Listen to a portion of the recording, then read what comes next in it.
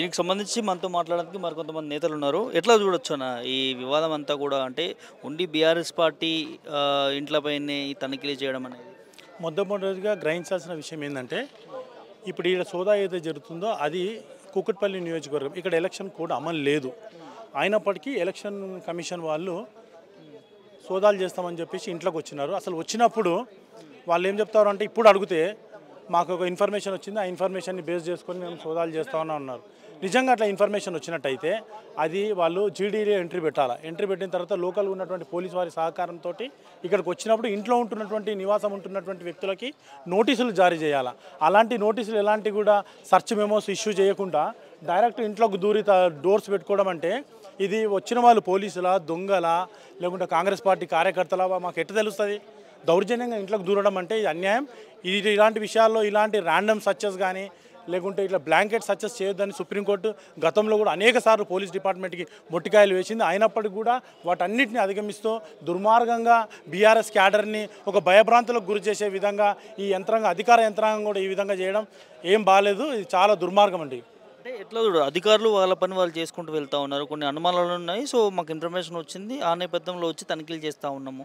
So అది మా duty అంటున్నారు కదా వాళ్ళు కూడా. మర్రి జనార్దన్ రెడ్డి గారు లా అబైడింగ్ సిటిజన్, వాళ్ళకు అధికారం ఉంది, సెర్చ్ చేసేటువంటి అధికారం ఉంటే దానికి కొన్ని ప్రొసీజర్స్ ఉన్నాయి, కొన్ని సేఫ్ గార్డ్స్ ఉన్నాయి. ఆ సేఫ్ గార్డ్స్ ఎలాంటివి కూడా ఫాలో కాకుండా, ఎలాంటి జీడీ ఎంట్రీ చేయకుండా వచ్చిన వాళ్ళు మేము పలానా నేను పలానా ఆఫీసర్ని, నా డెసిగ్నేషన్ ఇది, మేము సెర్చ్ చేయడానికి వచ్చినామని సెర్చ్ మెమో ఇవ్వాలని చట్టం చెప్తా ఉంది.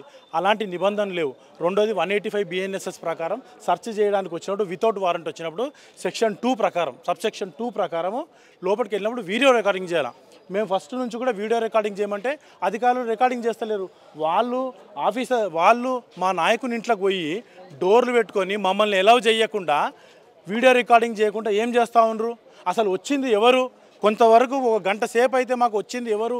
మరి రౌడీలా, లేకుంటే గుండాలా, లేకుంటే ప్రత్యర్థి పార్టీ నాయకులా? మాకు అర్థం కాలేదు. లోపలికి దూరి డోర్లు పెట్టుకుంటే తర్వాత చెప్తారు ఎలాంటి మెమో లేదు, ఇంకోటి ఎప్పుడైనా సెర్చ్ చేయడానికి వచ్చినప్పుడు లోకల్గా ఉన్నటువంటి వ్యక్తుల్ని, ఇద్దరు విట్నెస్ని లోపల తీసుకుపోవాలా. ఎందుకు తీసుకుపోలేదు? ఇన్ని రూల్స్ వైలేట్ చేసి ఫండమెంటల్ రైట్స్ని మరి వైలేట్ చేయాల్సిన అవసరం ఏమొచ్చిందని అడుగుతున్నా. దీనికి సంబంధించి లీగల్గా ఏమైనా బీఆర్ఎస్ పార్టీ వెళ్తుందా? ఖచ్చితంగా ఇది ఇల్లీగల్ ఇంట్రూషన్ అంటారు దీన్ని.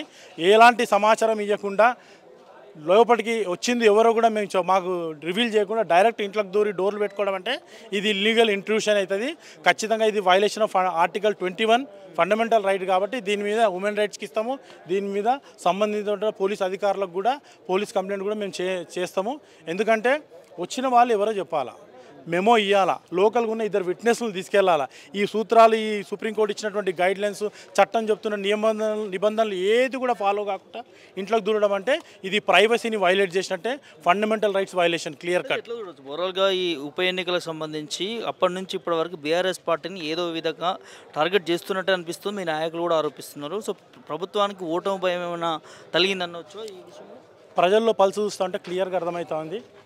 రేవంత్ రెడ్డి ప్రభుత్వం మీద తెలంగాణ ప్రజలకు విశ్వాసం, నమ్మకం కోల్పోయారు.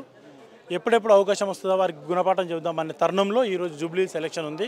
జూబ్లీహిల్స్లో ఎక్కడ కూడా సర్వేలు చూసినప్పటికీ కానీ ప్రజల పల్సు చూస్తూ ఉంటే బీఆర్ఎస్ గెలిచేటువంటి ఇది అర్థమైపోతుంది. కాబట్టి వాళ్ళు ఒక ఫ్రస్ట్రేషన్కి గురయ్యి వాళ్ళు ఏం చేస్తారు అంటే మమ్మల్ని భయభ్రాంతులకు గురి చేయాలని, బీఆర్ఎస్ ప్యాడర్ని భయభ్రాంతులకు గురి చేసి డైవర్షన్ చేసి పోలీస్ డిపార్ట్మెంట్ మొత్తం నియోజకవర్గంలో ఉండకుండా పక్కకు ఉన్నటువంటి కుకుట్పల్లికి ఇక్కడికి తీసుకొచ్చి అక్కడ వాళ్ళు అనుకునేవన్నీ చేయాలనేటువంటి దురుద్దేశంతో, దుర్మార్గమైనటువంటి ఆలోచనతో ఇవన్నీ జరుగుతున్నాయని మేము అనుకుంటా ఉన్నాం.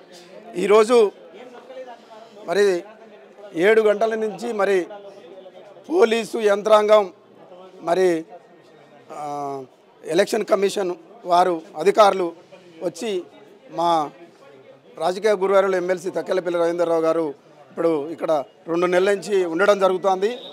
ఇది వాస్తవంగా కూకట్పల్లి నియోజకవర్గం, ఇది జూబ్లీహిల్స్ ఉప ఎన్నిక పరిధిలోకి రాదు. జూబ్లీహిల్స్ పరిధిలోకి రాదు. ఇది ఎలక్షన్ కోడ్లో లేదు. మాకు సమాచారం ఇవ్వకుండా, మా సార్కు సమాచారం ఇవ్వకుండా వచ్చి మరి అలా రైడ్ చేయడం జరిగింది.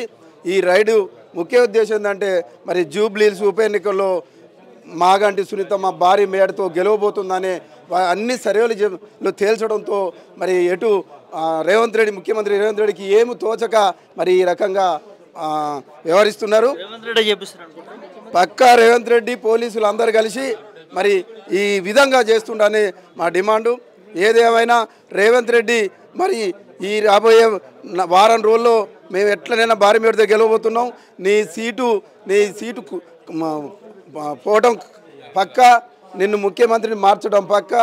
ఆల్రెడీ మీ అధిష్టానం కూడా మరి రేవంత్ రెడ్డిని మార్చాలనే ఉద్దేశంతో ఉన్నది.